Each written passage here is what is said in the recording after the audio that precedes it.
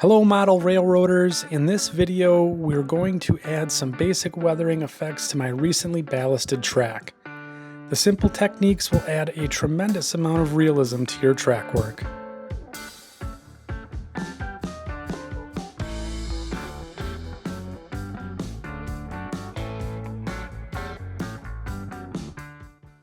So for the next piece here, what we want to do is paint the track and the ballast together to make it look a little more natural, right? So we have our ballast here and you can see it looks pretty good. But what we're going for is we're really going for a realistic look. And so what we're going to do is we're going to go ahead and paint a black-brown coat over all of this, and it'll be almost like a wash in a sense, but we're going to use the airbrush to do it. So I've gone ahead and I've masked off the points just so I don't mess up any electrical connectivity type stuff. And then what we'll do is we're gonna, you can use Tamiya and just mix black and flat brown together. I know like Boomer Dioramas, he likes to do that. You can even use this AK or this ammo rail center stuff. Some really good pigments here. So I got a couple of those, and then actually my personal favorite is the Vallejo German black brown. So the German camouflage black brown. This is my favorite color to use for all of the rail and tie work that I'm doing. All right, so we have my Iwata HPC Eclipse airbrush here, and I've put just a couple of drops of the Vallejo German black brown color in the bottom here, and I'm going to add the Vallejo airbrush thinner to this. So we'll be able to use, and I'm gonna make it pretty thin, but I will be able to use the model color right in the airbrush. It works pretty good. So I just take a paintbrush here and stir it up. And there's that. And they always say, looks like skim milk. Well, I guess, I don't know what that means, but yeah. It's pretty thin paint, right? So then what we'll do is we're just going to go ahead and start painting here. So with this, I'm going to push down for the air because this is a double action or dual action airbrush. So push down for air and then pull back for paint. You can see transforming that already, right? So kind of giving it a darker appearance. Now I'm not, just blasting it on here, but I am, adding a fair amount of paint to just, tone the vibrant stone down, right? So I noticed that a lot of military modelers do this, is they'll put when they're building their dioramas, they'll go ahead and paint the scenery materials that they lay down. And I think this is something that we should really, really strive for in model railroading. So then you can also see, like here, I got a nick where I had originally painted the metal, so I can come back in and paint that back up. Now the nick is gone.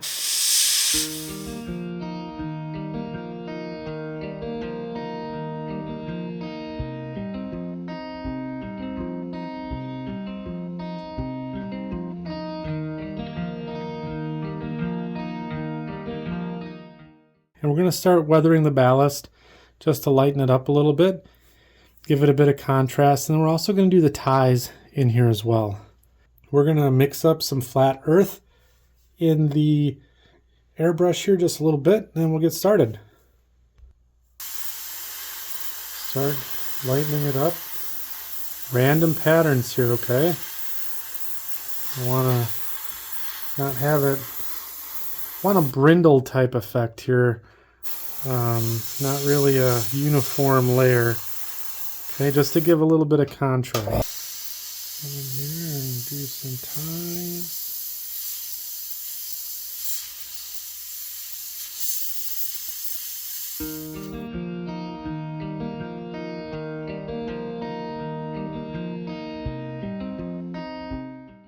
I would encourage that everyone try this, especially if you're not used to your airbrush. You want to get some good practice with it. This is a great way to do it. You know, instead of hitting one of your tangent or scale trains locomotives, you know, or high-end rolling stock, practice your airbrush skills on your layout.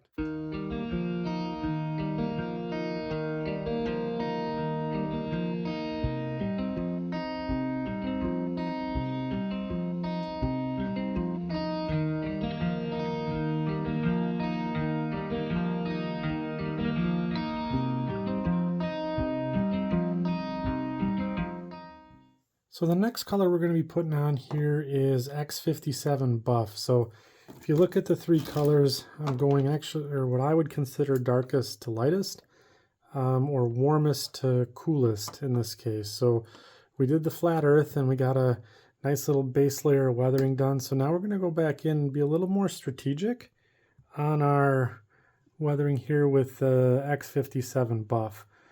All right, now we're just going to do one tie here.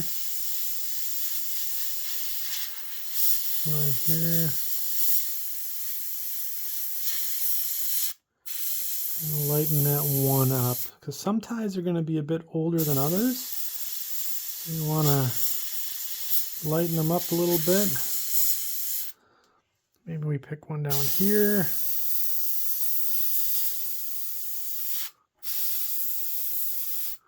Kind of go through and highlight ties. Okay, you don't want to make it like too, you know, uniform, right? So you want to throw in a little color on the sides here, on the shoulders. Don't make it too dense or bright. And with these dual action airbrushes, you can really control the level of paint that comes out.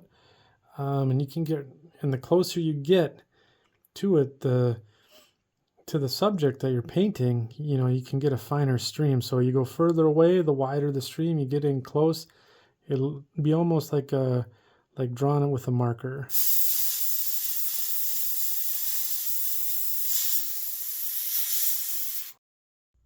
Okay, so in the gun now we have deck tan. Okay, now we don't have very much because this is just the highlights now, and we're going to do very few of these. These are going to be our high contrast ties, and we don't want to go too much lighter.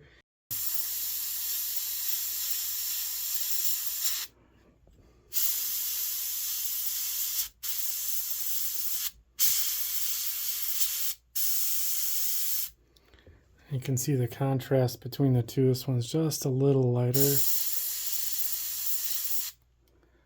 Come back over the top of it. A really old tie.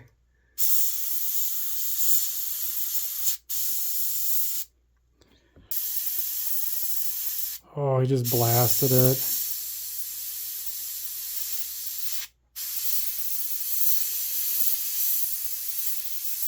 Got too ambitious there.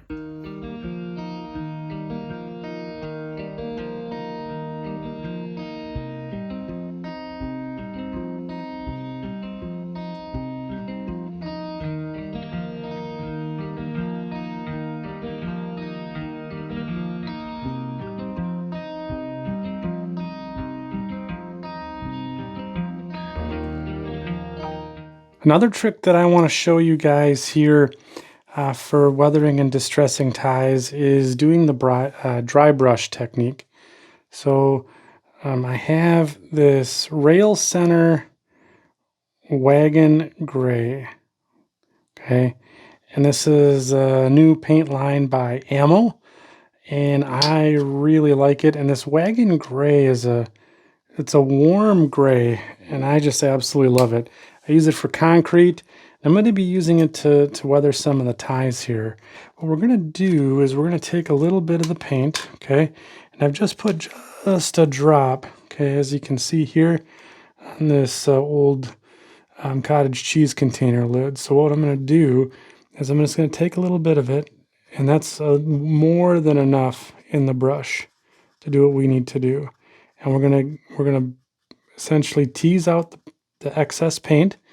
And then before we start applying it, we're now going to take a paper towel and tease out the rest.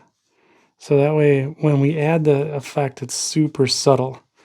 Now, I don't know if I got enough out, but we're going to try. So we're just going to lightly start tapping. Let's try this. There we go.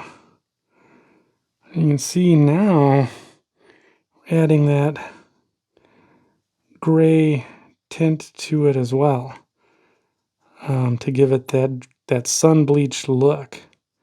This is another way that we can go through and add color. And don't worry if you get a little on the ballast there. It helps with, you know, like a dusty color. That's good. And see here, you can do quite a few in one shot. And the thing that I really like about the dry brush technique here is a little goes a long way. But if you see this right here, look at the detail in this is microengineering ties. And if you go with a dark undercoat, you can see the crevices and the recesses in the ties have that shadow to it, while the gray is the top of the wood there. So you get this really cool effect of depth.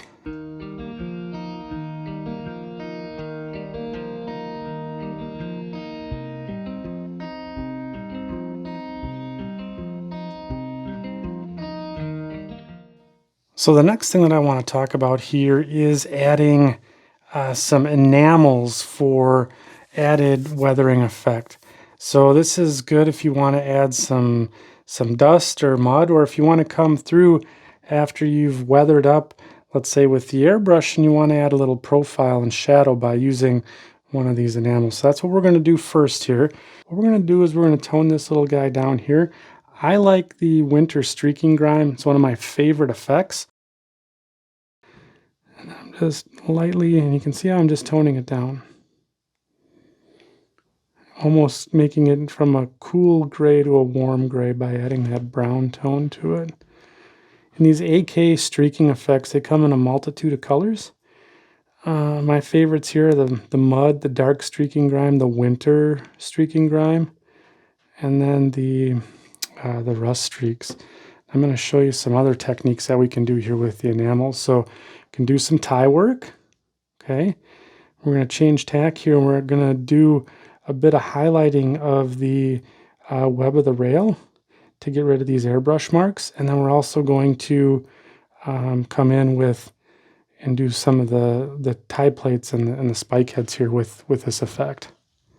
Dark mud is the color that matches my rail color as close as possible. So what I like to do with this, and pardon my hands here, just get a little bit. Now I'm going to go full strength because I want to get rid of this gray rail bit here. So just come right over the top. I also like to hit the not the tie plates, but the rail fish plates as well on the side. And then I'll just drag the brush right through the web of the rail just to get that consistent look. You can see here I got another light spot down here. I come right across. And that dries perfectly matte.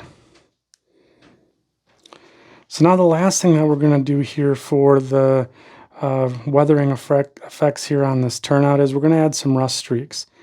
And again, we're using the AK stuff here.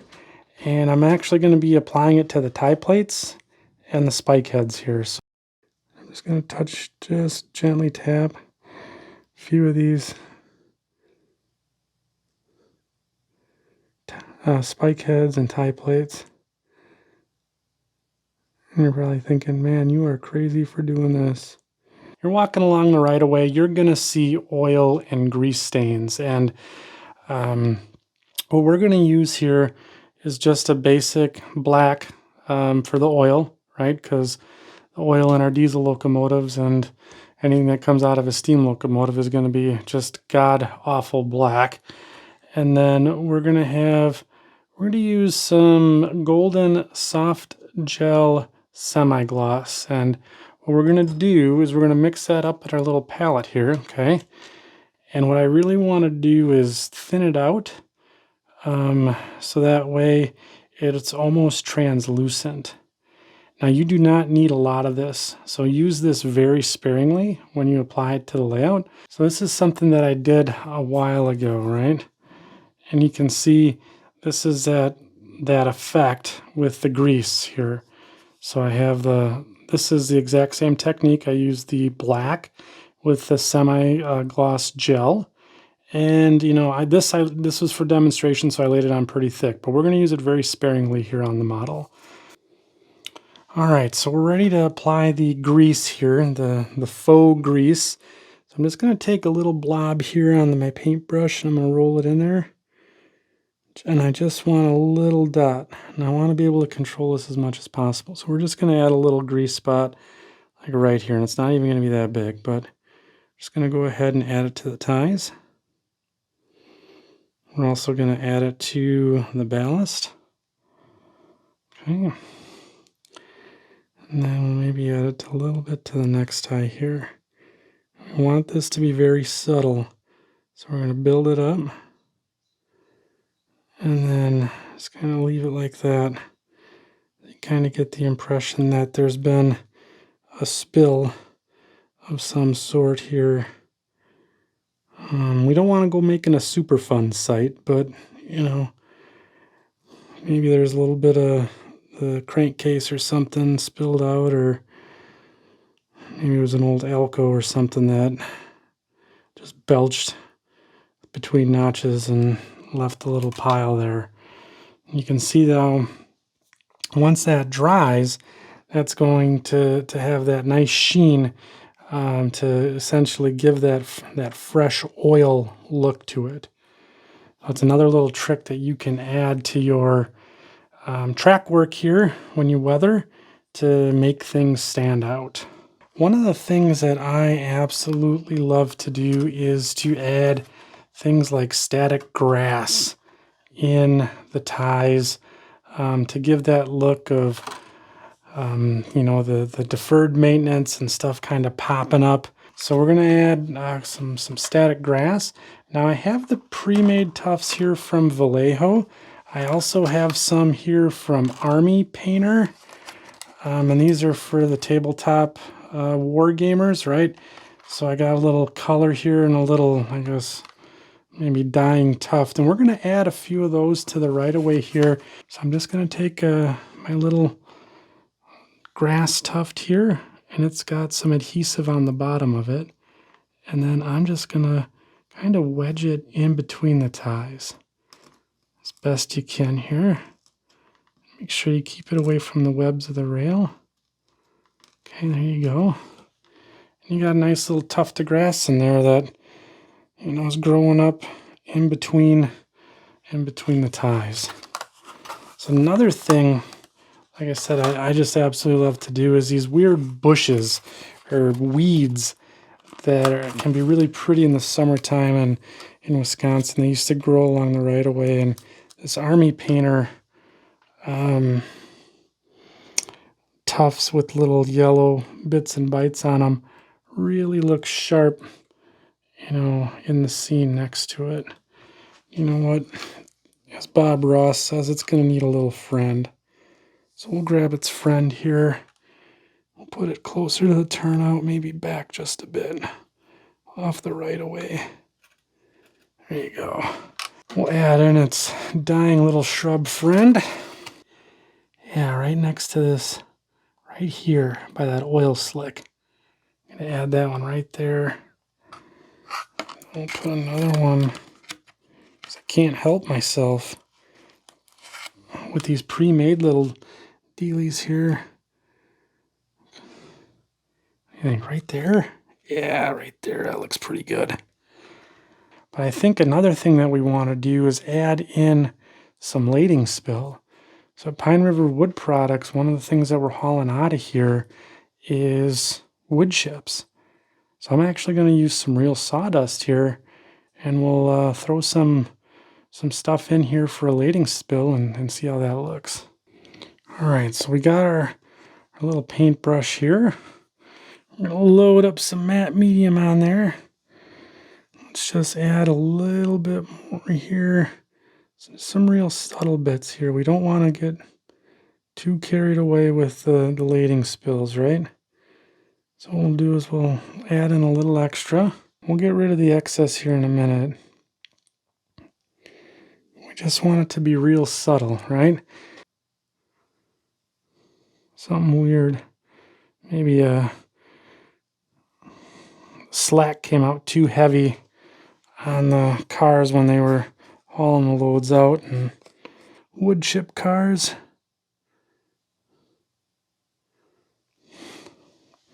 Well, we've applied all of these basic techniques of weathering and have achieved fantastic results.